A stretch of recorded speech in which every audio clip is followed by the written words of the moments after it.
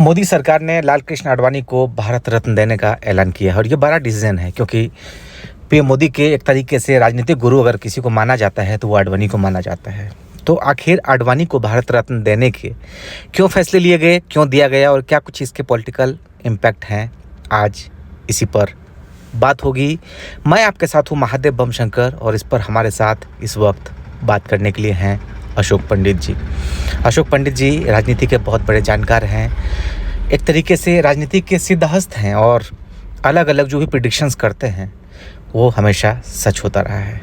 सबसे पहले ये बताइए कि इस वक्त लाल कृष्ण आडवाणी को भारत रत्न देने का जो ये ऐलान किया गया है 2024 चुनाव से पहले, इसके क्या कुछ पॉलिटिकल मीनिंग आप देख रहे हैं? देखिए, आडवाणी जी को जो भारत रत्न दिया गया है जी, इसको विशुद्ध राजनीतिक फैसला ही माना जाना चाहिए।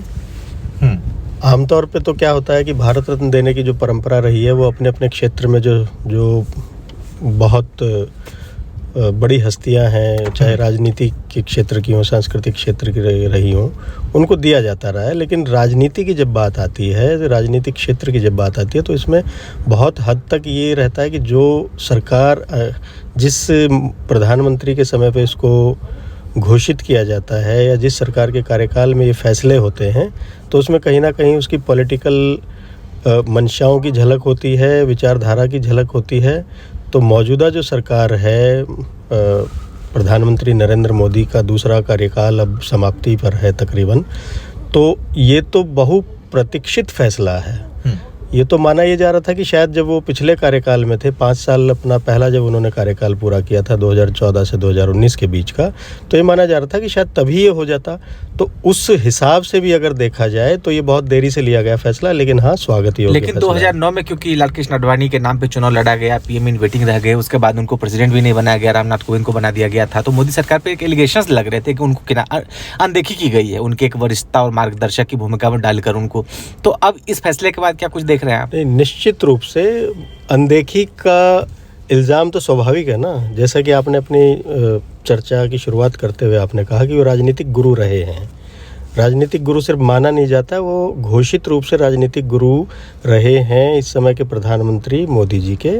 और मैं आपको याद दिला दूं, जो आडवाणी जी की जो मास्टर स्ट्रोक जिसे माना जाता है भारतीय राजनीति का, जो रथ यात्रा थी, उसके सारथी के तौर पे तो मोदी जी ही थे आडवाणी जी के साथ, शुरू से लेके आखिर तक। उसकी पूरी स्ट्रेटजी, पूरी रणनीति, पूरा एक एक चीज़ के मैनेजमेंट में उनका विज़न, उनका साथ। और ये पहला जो मोदी जी के लिए जो कहा जाता है कि पहला जो असाइनमेंट उन्होंने पूरा किया था, उसके बारे में माना जाता है कि वो रथ यात्रा ही थी आडवाणी जी की। और जिसने आप अतीत के पन्ने पलट के देख लीजिए कि उससे पता चल जाएगा आपको कि कितना बड़ा इम्पैक्ट था उस यात्रा का। तो उस लिहाज से चूँकि मोदी जी प्रधानमंत्री बन गए थे 2014 में, तो 2014 से 2019 का एक कार्यकाल, आपकी बात बिल्कुल सही है कि 2009 में चूँकि वो सक्रिय राजनीति में थे आडवाणी जी और वो पीएम फेस थे, तो इसीलिए। और लेकिन वो उस तरह से पत्ते सीधे नहीं पड़े उनके, और उनको जो है वो पीएम वेटिंग ही रह गए, पीएम इन वेटिंग ही रह गए वो। और जब वो बने, मोदी जी जब बने हैं, तो उस समय तो ये माना जा रहा था ना कि उनको शायद वो यथोचित सम्मान मिलेगा। लाल कृष्ण आडवाणी को जो भारत रत्न दिया गया, तो इसका ऐलान खुद पीएम मोदी ने सोशल मीडिया अकाउंट एक्स पर इसकी घोषणा की। पीएम मोदी ने पोस्ट पर कहा कि भारत के विकास में उनका योगदान अस्मरणीय है। उनका जीवन जमीनी स्तर पर जो है वो शुरू होकर देश के उप प्रधानमंत्री के तौर पर काम करते हुए चला। पीएम मोदी ने एक्स पर पोस्ट करते हुए आगे लिखा, मैं ये साझा करके काफ़ी खुशी महसूस कर रहा हूँ कि श्री लाल कृष्ण आडवाणी जी को भारत रत्न से सम्मानित किया जाएगा। मैंने उनसे बात की और उन्हें इस सम्मान को दिए जाने पर बधाई दी। वह हमारे समय के सबसे बड़े और सम्मानित जननेता रहे हैं। भारत के विकास में उनका योगदान अस्मरणीय है। उनका जीवन जमीनी स्तर पर काम शुरू करने से शुरू होकर देश के उप प्रधानमंत्री के तौर पर काम करते हुए चला। पीएम मोदी ने आगे लिखा, उन्होंने गृह मंत्री और सूचना प्रसारण मंत्री के तौर पर काम करते हुए खुद को दूसरों से अलग किया। उनके संसदीय हस्तक्षेप हमेशा अनुकरणीय रहे और समृद्ध अंतर्दृष्टि से भरे रहे। अब आपको बताते हैं कि कौन है लाल कृष्ण आडवाणी, जिनको मार्गदर्शक मंडल का जो एक तरीके से नेता बनाया गया, पीएम मोदी के गुरु रहे हैं और भारत रत्न दिया गया है। बीजेपी के वरिष्ठ नेता और देश के 7वें उप प्रधानमंत्री लालकृष्ण आडवाणी का जन्म पाकिस्तान के कराची में 8 नवंबर 1927 को एक हिंदू सिंधी परिवार में हुआ था। उनके पिता का नाम किशन चंद आडवाणी और मां का नाम ज्ञान देवी है। उनके पिता पेशे से एक उद्यमी थे। शुरुआती शिक्षा उन्होंने कराची के सेंट पैट्रिक हाई स्कूल से ग्रहण की। इसके बाद वह हैदराबाद सिंध के डीजी नेशनल स्कूल में दाखिला लिया। विभाजन के बाद जब 1947 में विभाजन हुआ था भारत और पाकिस्तान का, उस वक्त उनका परिवार पाकिस्तान छोड़कर मुंबई आकर बस गया।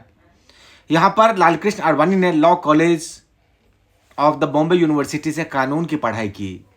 लालकृष्ण आडवाणी की पत्नी का नाम कमला आडवाणी है। उनके बेटे का नाम जयंत आडवाणी और बेटी का नाम प्रतिभा आडवाणी है। लालकृष्ण आडवाणी साल 2002 से लेकर 2004 के बीच अटल बिहारी वाजपेयी की सरकार में भारत के 7वें उप प्रधानमंत्री का पद संभाल चुके हैं। इससे पहले वह 1998 से लेकर 2004 के बीच बीजेपी के नेतृत्व वाले नेशनल डेमोक्रेटिक अलायंस यानी एनडीए में गृह मंत्री रह चुके हैं। वह उन लोगों में शामिल हैं जिन्होंने भारतीय जनता पार्टी की नींव रखी थी। 10वीं और 14वीं लोकसभा के दौरान लालकृष्ण आडवाणी विपक्ष के नेता की जो भूमिका है वो बखूबी निभाई। उन्होंने राष्ट्रीय स्वयंसेवक संघ के जरिए अपने राजनीतिक करियर की शुरुआत की थी। 2015 में उन्हें भारत के दूसरे बड़े सम्मान पद्म विभूषण से सम्मानित किया गया था। और लालकृष्ण आडवाणी के बारे में एक बात और आपको बता दें कि अयोध्या का जो आंदोलन शुरू हुआ था तो उसमें उन्होंने जो यात्रा निकाली थी सोमनाथ से लेकर अयोध्या तक, जो बाद में बिहार में लालू यादव ने उनको गिरफ्तार कर लिया था उस यात्रा को रोकने के लिए, तो उस यात्रा से एक तरीके से लालकृष्ण आडवाणी देश के सुर्खियों में आए। और यही वो एक तरीके से राम मूवमेंट रहा जो बीजेपी के लिए टर्निंग पॉइंट रहा। बाद में इसी राम नाम के जरिए भारतीय जनता पार्टी सत्ता में आई और ये एक बड़ी उपलब्धि रही। तो जाहिर तौर पर जिस तरीके से लालकृष्ण आडवाणी ने देश के शिखर पर एक तरीके से बीजेपी को लेकर के गए, वहाँ तक सत्ता के शिखर तक पहुँचाया, वो बड़ा योगदान रहा।